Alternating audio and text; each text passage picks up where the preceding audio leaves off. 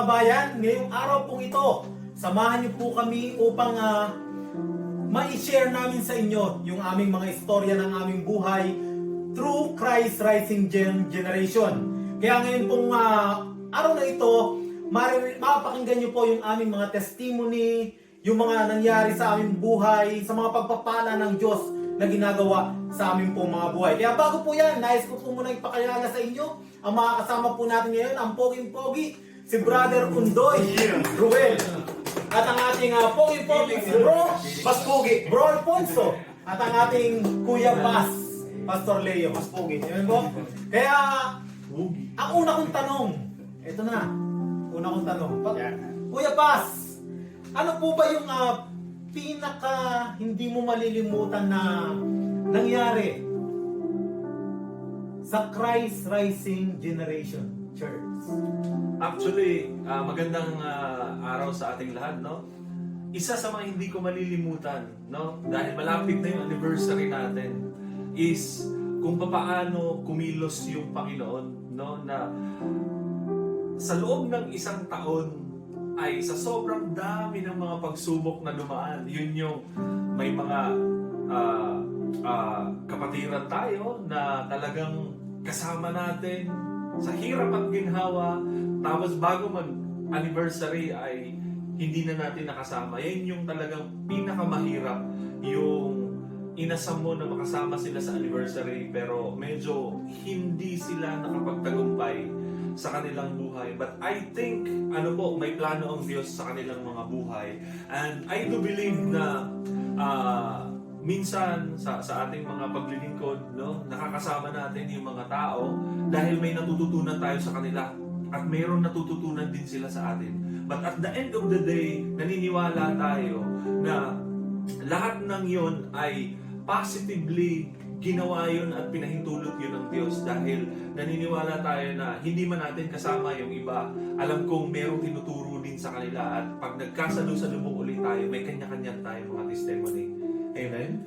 Pero naniniwala ako na hindi lang ako nakasaksi kung paano kumilos ang Panginoon. Amen? At naniniwala ako si Brother Alfonso ay may hindi rin yan malilimutan na testimony. No? Magandang umaga po sa bawat isa.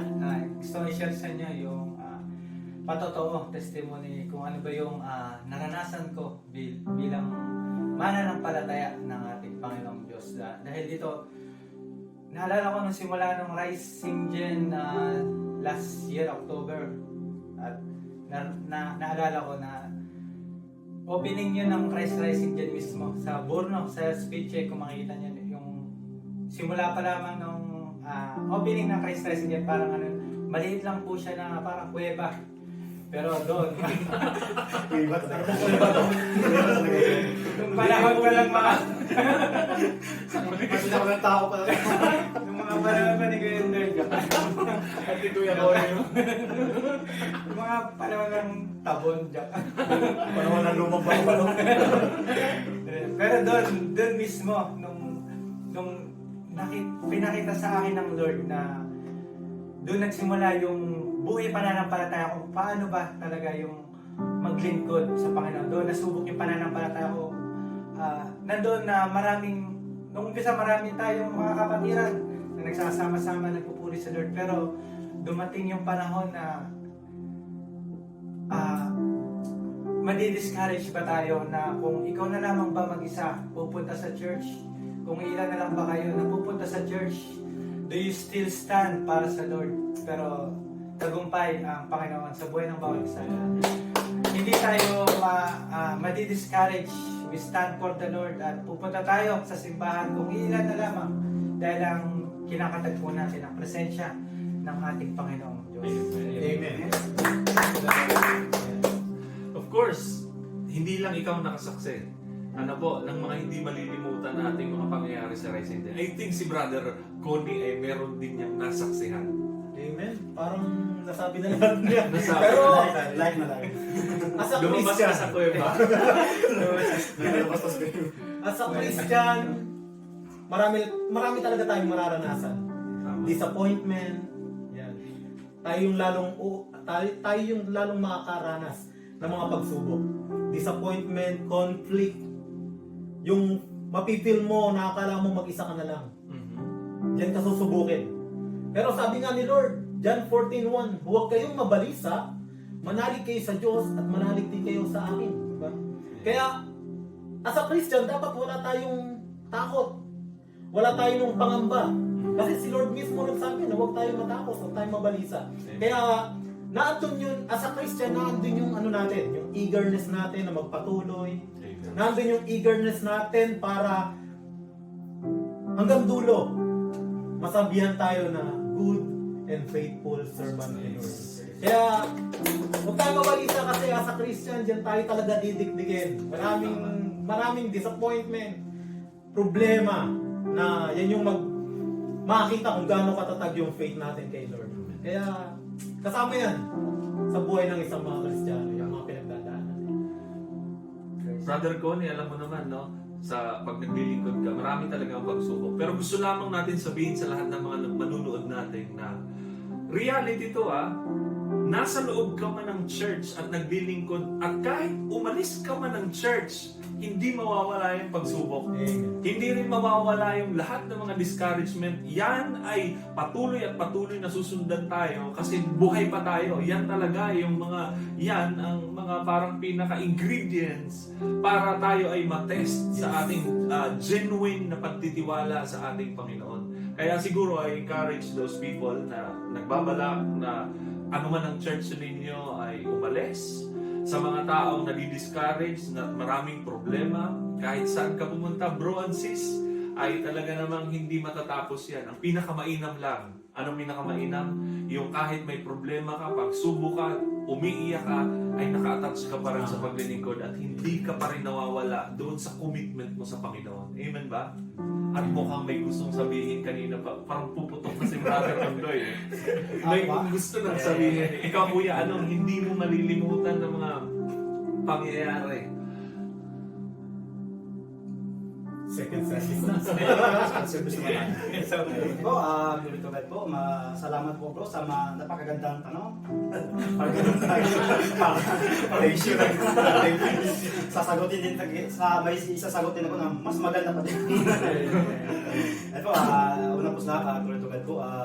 Sa akin po, bilang rising generation ay isa sa mga hindi ko nalilimutan yung gaano ka faithful si Lord sa atin kahit minsan para sa akin normal lang po yung makaranas tayo ng panghihina, normal lang tayong makaranas tayo ng kapaguran. Sa totoo lang, naranasan ko din yung pong mapagod na lalo na pag nag-schedule na ako galing dito sa Balasque papuntang Borno ay talaga hindi po pero yung andun talaga yung time, talent, saka presyo. Kasi yung pamasahe mo, hindi naman bibili sa train.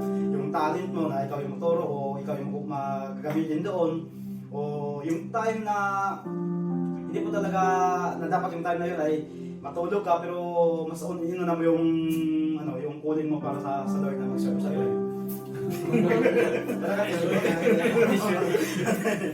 Pero yun pa yung isa po sa malimutan talaga yung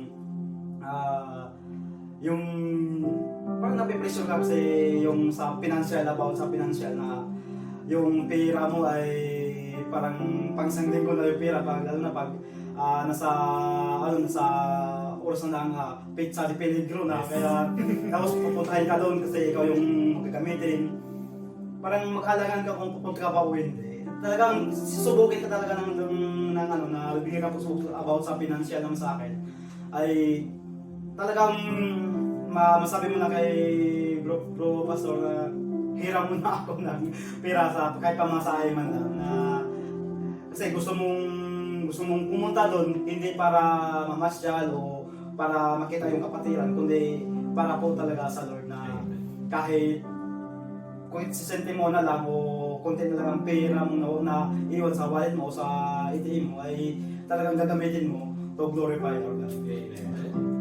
Siyempre, palakpakan naman natin. Alam nyo, ako sumasaludo ako sa inyong tatlo dahil yung ibibili nyo ng mga pagkain talagang pinapamasahe ninyo para sa Lord. Nakikita ko naman na kahit na hindi naman ganun kalakihan yung mga sahod natin, but still, naandun tayo sa punto na nililimot natin yung mga sarili natin ayun talaga ako bilang isang kuya ninyo, talagang sumasaludo po ako doon sa inyo. Kumbaga wala akong maisukli kahit na ano sa inyo, pero in prayer, and by prayer, lagi ko yung included doon sa aking panalangin. Ano po? Kaya alam nyo, nasabi ko kanina, Brother Alfonso, Brother Connie, at Brother Undoy, na hindi natin malilimutan yung mga kapatiran natin na hindi na natin nakasama ngayon. But hindi ibig sabihin na wala na sila sa Panginoon. Siguro ay nasa ibang area na lang sila, na meron ding paggamit ang Lord sa kanilang mga buhay. Nalulungkot lang tayo minsan na hindi natin nakakasama at hindi natin sila nalilimutan kasi hindi naman talaga dito pagkakapatiran lang tayo na parang nasa simbahan lang tayo. The moment na makasama ka namin sa loob ng church, we include you in our personal life, and nagko-conclude na tayo na ikaw ay isa na sa mga parang kapatid na namin. Malalayo ang pamilya natin sa Pilipinas, but dito nakahanap tayo ng magkakapatid. Para tayo magkakadugo na halos parang kilala na natin yung bawat isa. Kaya yun napakahalaga at nagiging mahalaga yung bawat taong nakakasama natin dahil hindi na sila naging iba sa buhay natin personally. No, hindi lang puro paglilingkod din, kundi sa personal natin, talagang na-attach na po tayo sa kanila. Kaya malungkot man dahil physically hindi tayo magkakasama, but in spirit alam natin nakasama po natin sila. Yun, Brother Connie, hindi ko malilimutan sa buhay pananampalataya.